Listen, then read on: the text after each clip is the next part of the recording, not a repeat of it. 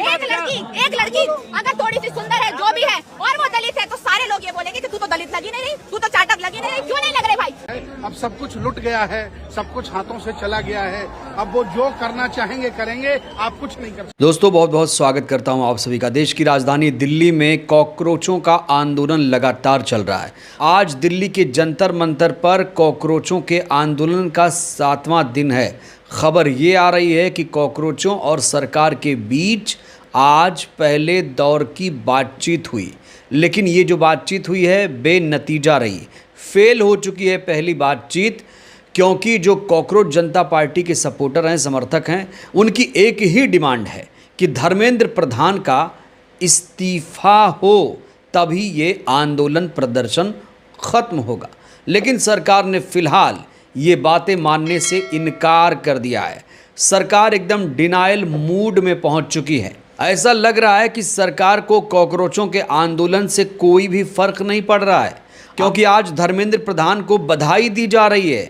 आज धर्मेंद्र प्रधान का जन्मदिन है, तो इसके बाद प्रधानमंत्री गृह मंत्री धर्मेंद्र प्रधान को बधाई दे रहे हैं। तो ऐसे में माना जा रहा है कि ये जो सरकार है, ये धर्मेंद्र प्रधान से इस्तीफा नहीं लेने वाली है। कॉकरोच जनता पार्टी का जो दिल्ली में आंदोलन चल रहा है, उस आंदोलन का असर सरकार पर कुछ भी नहीं पड़ रहा है। इस बीच कॉकरोचों ने सरकार को एक अल्टीमेटम भी दे दिया है, और इसे आखिरी अल्टीमेटम कहा जा रहा है। खबर ये आ रही है कि सोनम वांगचुक 27 जून को अनिश्चितकालीन भूख हड़ताल पर बैठने वाले हैं।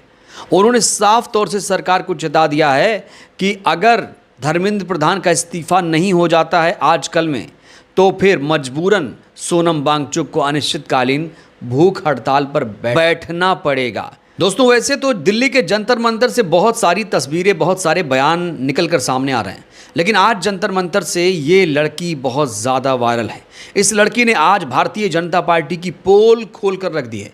इस लड़की ने आज सीधे सीधे प्रधानमंत्री नरेंद्र मोदी को कैसे चैलेंज किया है, वो वीडियो भी मैं आपको दिखाऊंगा। आज दिल्ली के जंतर मंतर से इस सन्यासी का वीडियो तेजी से वायरल हो रहा है। इस सन्यासी ने तमाम आंदोलनकारियों को, प्रदर्शनकारियों को सख्त हिदायत दे दी। ऐसा लगता है इनकी बातें सुनकर कि ये बहुत मायूस हैं। इन्होंने कह दिया कि अब आंदोलन प्रदर्शन बंद करो, मोदी जी को ही राजा मान लो, अब लोकतंत्र संविधान सब खत्म हो गया है, सब कुछ लुट चुका है, अब कुछ नहीं होने वाला। नरेंद्र मोदी जी को अपना शासक मान लिया है। तो आज आप यहाँ बच्चों को समझाने आए हैं कि हथियार डाल दो। हथियार डालने के लिए मैं कहने नहीं आ रहा हूँ, ये कह रहा हूँ कि आप बहुत लेट हो गए हैं। ये काम आज के 10 साल पहले करना चाहिए। देर आए दुरुस्त आए। अब देर कुछ नहीं हो सकता है, देर आने से कुछ नहीं होता है। अब सब कुछ लुट गया है, सब कुछ हाथों से चला गया है। अब वो जो करना चाहेंगे करेंगे, आप कुछ नहीं कर सकते। तो आप बच्चों को कह रहे हैं कि रहने दो, घर वापस जाओ। बिल्कुल वापस चले जाइए, कुछ होने वाला नहीं है। ना आपके सामने देख लेना क्या होने वाला तो सबको अपने हिस्से की लड़ाई तो लड़ने दीजिए। है। हिस्सा सबका चला गया, किसी का कोई हिस्सा नहीं बचा है। इतनी निराशा, यहाँ इतनी निराशा क्यों हो गई? 80% आबादी हैंड टू माउथ हो गई है। सबका बड़े बड़े लोगों ने लूट लिया है। सब न्यायालय बिक गए हैं, नेता बिक गए हैं, बड़े बड़े मीडिया बिक गए, कुछ बचा नहीं है। ये सब बेकार की बातें हैं कि लोकतंत्र बचा है।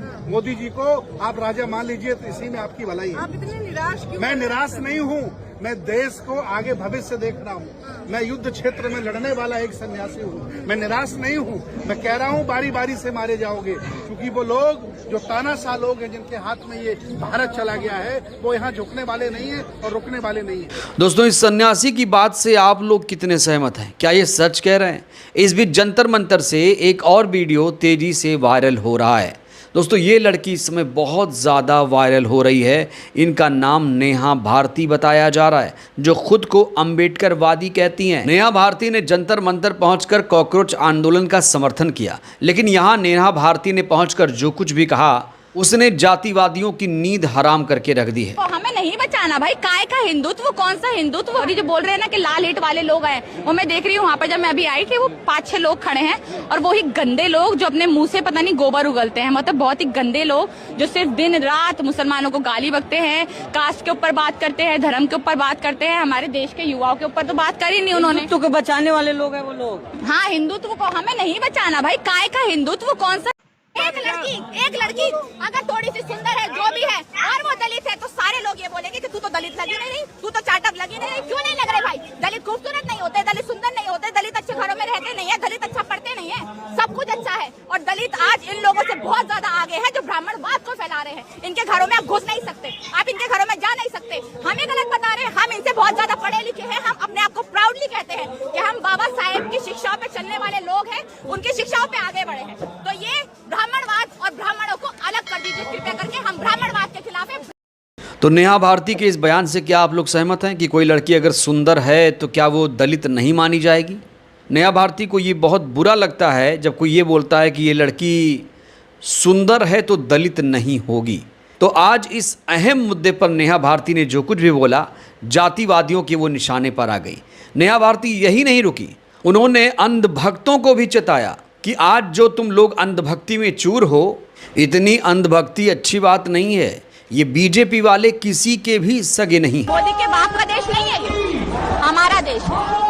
ये उनके पापा का देश नहीं है। इसको, हमारे देश को सारे हिंदू, मुसलमान, सिख, ईसाई सबने मिलकर बसाया है, सबने कुर्बानियां दी है अपनी। तो यहाँ पर ही किसी का बाप का देश नहीं है जो वो बोले कि भैया आप जैसों की जरूरत नहीं है। इनको अगर इनका बस चले तो ये तो भारत से मुसलमान भी गायब कर दे, दलित भी गायब कर दे, अपने गिने चुने लोग रखे जो इनके भक्त है, अंधभक्त। हिंदुओं की भी बात नहीं करूंगी, अगर कोई हिंदू भी इनके खिलाफ बोलता है तो इसको भी मारेंगे। तो इनके लिए हिंदू भी बड़ी बात नहीं है।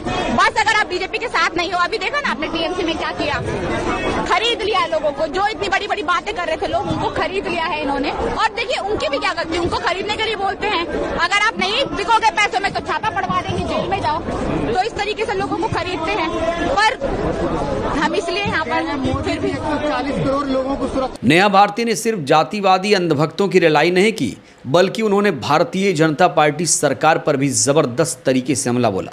उन्होंने कहा कि जब से मोदी जी पीएम बने हैं 2014 के बाद से इन्होंने हमारे देश को खराब कर दिया। 2014 के बाद जो हमारे भारत की हालत इन्होंने कर दी है, जो हमारे भारत को इन्होंने खराब करके रख दिया है, हमारे भारत की धज्जियां उड़ा के रख दी है, हमारे भारत की आज बदनामी होती है। बात एक रिपोर्टर पूछती है, आज तक इन्होंने एक प्रेस कॉन्फ्रेंस नहीं करी, उसके बाद इस सवालों से भाग जाते हैं, उनके जवाब नहीं दे पाते और उस रिपोर्टर को आतंकवादी, देशद्रोही बता दिया जाता है।